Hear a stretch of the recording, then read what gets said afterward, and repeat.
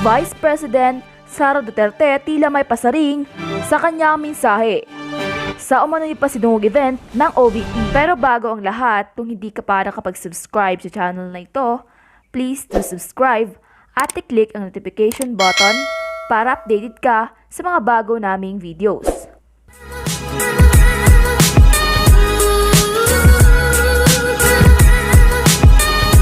May pasaring si VP Sara sa kanyang mensahe sa pasidungog event ng Office of the Vice President o OVP, kasabay ng papasalamat at pagkilala at suporta ni Pangulong Marcos Jr. Hindi maiwasan na matawa ng mga dumalo sa event nang may nasabi ang pangalawang Pangulo sa kanyang mensahe. Ginanap nitong Lunes sa isang hotel sa Pasay City ang pasidungog event ng OVP, kung saan ipinaabot ni VP Sara ang kanyang pagpupugay at pagpasalamat para sa lahat ng tumulong sa kanilang tungkulin upang mas marami pang mga Pilipino ang matulungan ng OVP. Sa mensahe, unang inihayag ni VP Duterte ang kanilang pasasalamat sa all-out na suporta ni Pangulong Marcos sa OVP. Pero tila may pasaring o ipinihiwatig ang pangalawang Pangulo. Di ko na babanggitin ang middle initial niya.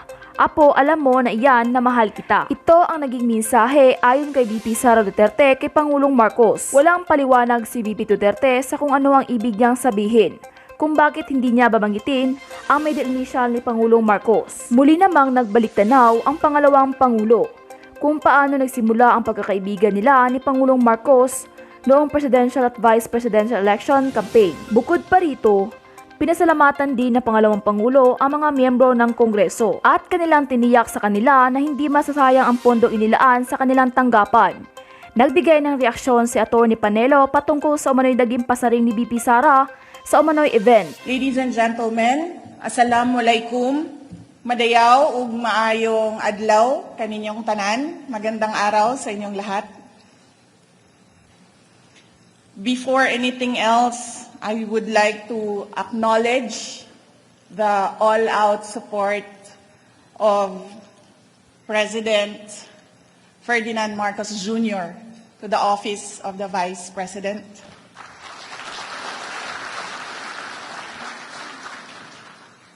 Hindi ko nabanggitin ang middle initial niya.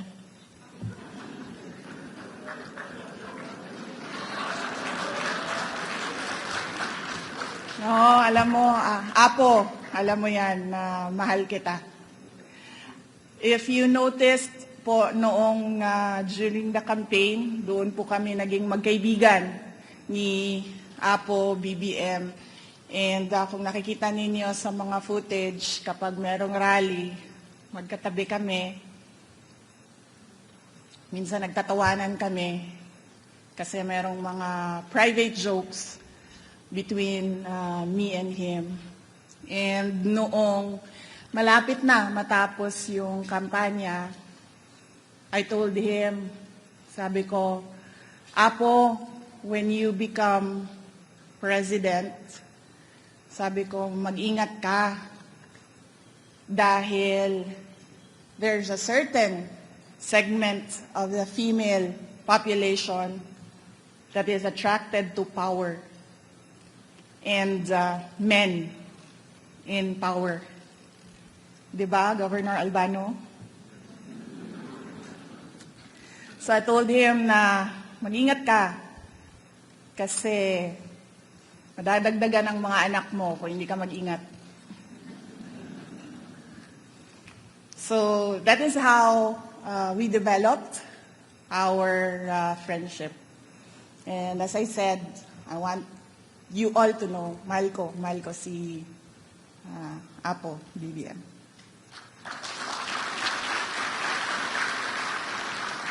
And of course, my gratitude goes out to Yusek Zalaika Lopez,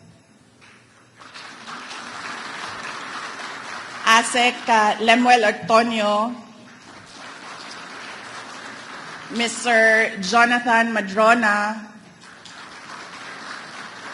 and all the personnel, both from the central office and the satellite office of the Vice President, those coming from the previous Vice Presidents, and those who came in with me last July to help me out Maraming salamat sa inyong lahat.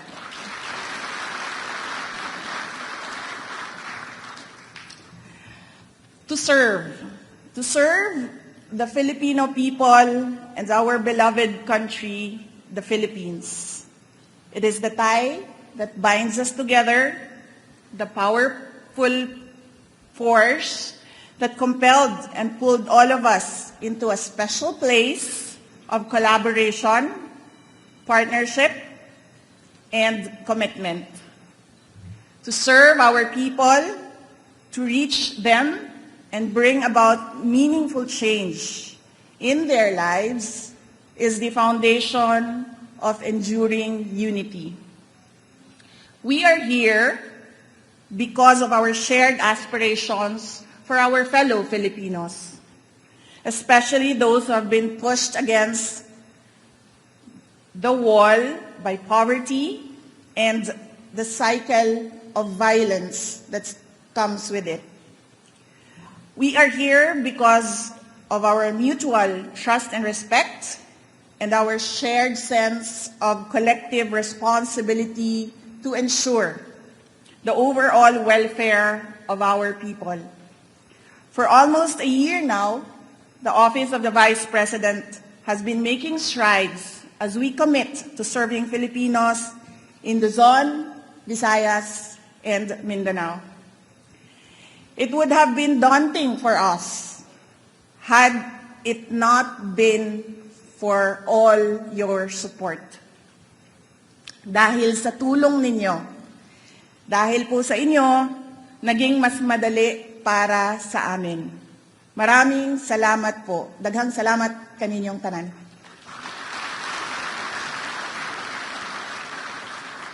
And so it is only appropriate that we pay tribute to you, the valued partners of the Office of the Vice President.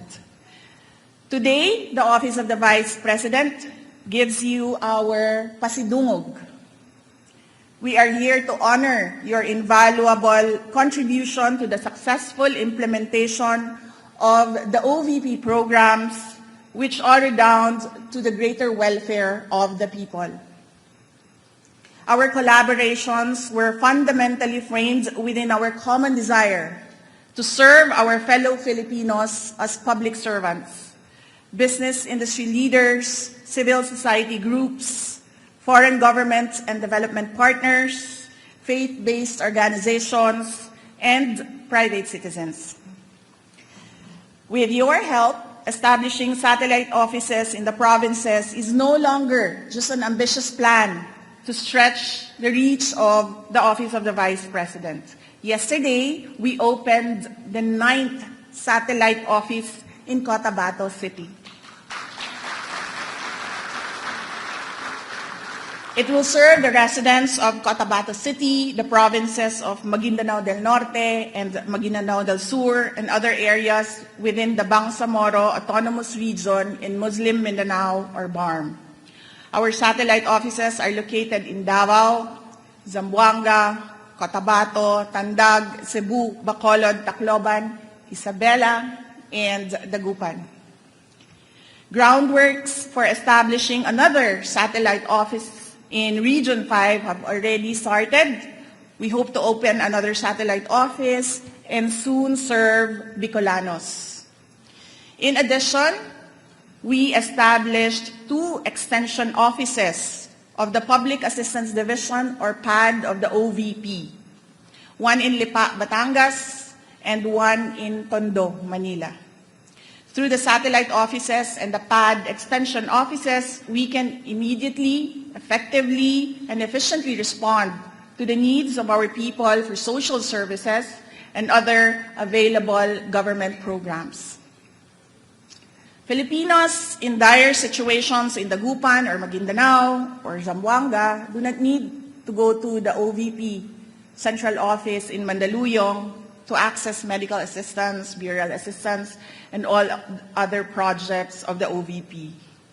Thank you to the local government units hosting our satellite offices. We cannot overemphasize your role in the successful implementation of OVP programs locally. We also have hundreds of volunteers, private individuals, and community-based support groups to thank for the successful setting up of our satellite offices and their operations. Maraming salamat to our satellite office managers for your willingness, dedication, and commitment to helping the Office of the Vice President.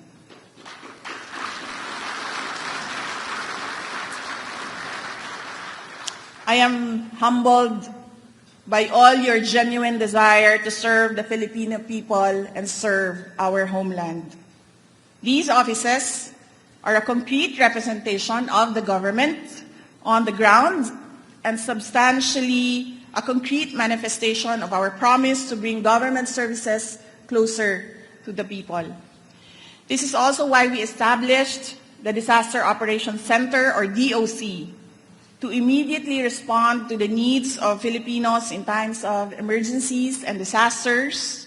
And we are immensely supported by the Office of Civil Defense, the Armed Forces of the Philippines, the Philippine National Police, the Bureau of Fire Protection, and the Coast Guard. Maraming salamat sa inyo. We wanted to complement the efforts of local government units and national government agencies involved in disaster response and ensure that people affected by disasters and calamities were given immediate relief assistance. The distribution of relief assistance and other forms of help to victims of earthquakes, landslides, floods, typhoons, and fire incidents is done by the DOC through our partnership with the Department of Social Welfare and Development. Let me acknowledge and thank Secretary Rex Gatchalian for his presence this afternoon. And of course, the Department of Labor and Employment. In times of disasters and calamities, we have observed that the welfare of our emergency responders, including relief workers and volunteers, often take a backseat, perhaps because their condition is lost in the confusion and chaos, and yet, even without food, we see them responding to the needs of disaster victims nonstop without complaining. The OVP Kalusugan food trucks wishes to address this because these food trucks are equipped with mobile kitchen essentials. We could provide hot meals to our responders on the ground. Right now, the Kalusugan food trucks are being utilized to implement another OVP special project, the Pansarap. Pansarap is a supplemental nutrition intervention that addresses the incidence of malnutrition among school children. Various studies have established a correlation between malnutrition and effective learning. Learning becomes doubly challenging for children with poor nutrition. We have started to roll out the Pansarap project, bringing it to the Nuro Central Elementary School in the town of Upi in Maguindanao. Over 1,000 undernourished school learners will be given enhanced Pansarap buns for 120 days, and it is currently implemented as well at Tamugan Elementary School in Davao City with 733 learners as beneficiaries. During the 120-day period, the progress of the child's health is being monitored and significant development is to be expected. The Pansarap buns are halal certified and they come in various flavors. Another special project of the OVP that targets young learners and the youth, underscoring the power of education, is the You Can Be Vice President project. The first You Can Be VP participant was Strix, a bright student of Pagalanggang National High School in Dinalupihan, Bataan. She accompanied me on my first official foreign trip to Japan. Strix epitomizes a learner who is determined to make her dreams a reality. a picture of a student working hard to finish her education because she knows that education is her best ticket for her dreams to come true. During our trip to Japan, she observed my official engagements, including a visit to an elementary school and a meeting with officials from the Ministry of Education, Culture, Sports, Science, and Technology. We hope to see and welcome more young Filipinos like Trix to the program, learners whose determination and hard work could inspire other young Filipinos to reach for the sky and provide us, people in the government service and our partners, hope and strength to do more for our children and their futures. We have to invest in Trix and all Filipino children, ensure their welfare, protect their rights, and uphold and advocate for a safe, stable, and strong life and future for them. We should take a non-negotiable stance for our children, for our future. This is precisely the message we are turning up with the Pagbabago, a Million Learners and Trees campaign. We officially launched this campaign simultaneously on May 27 through our satellite offices. But even before this, the Office of the Vice President had been actively advocating for the principles of Pagbabago nationwide, reaching learners even in far-flung towns or island provinces. This is a campaign implemented with the help of the Department of Education. Ako din yun. For sa ating report, gusto ko lang malaman, anong reaction niyo dito dun sa naging pahapyaw kahapon ni Vice President Sara Duterte? Anong Sabi pahapyaw? niya, Pahapyaw ba yun? Prangkang sinabi niya, hindi pahapyaw yun. sabi niya, mahal daw niya si Apo, si Pangulong Bongbong Marcos. Ayun, given yun. Aha. Yung pangalawa, This is yung sagot kasi di ba may sinabi recently kahit anong mangyari, mahal kita. BFF sila. BFF sila, whether you like it or not. So sinagot naman ngayon na mahal niya si Apo. alam niya yun, sabi niya, pero, talagang mahal ko siya. ayaw Pero, niya daw banggitin yung middle name niya. bakit niya naman babanggitin? Yan naman ang gusto ko sa babaeng ito. Prangka. At saka, very transparent. Pag ayaw niya sa tao, sinasabi niya. Oh. Kaya, Speaker Mart, huwag ka na magtanong kung sino yung si T. Ikaw yun. Anong masasabi nyo tungkol dito? Mag-comment lamang po sa ibaba at kung hindi ka pa nakapag-subscribe sa channel na ito, please do subscribe M&M Balitang Bayan at maraming salamat sa walang sawa niyong pagsuporta.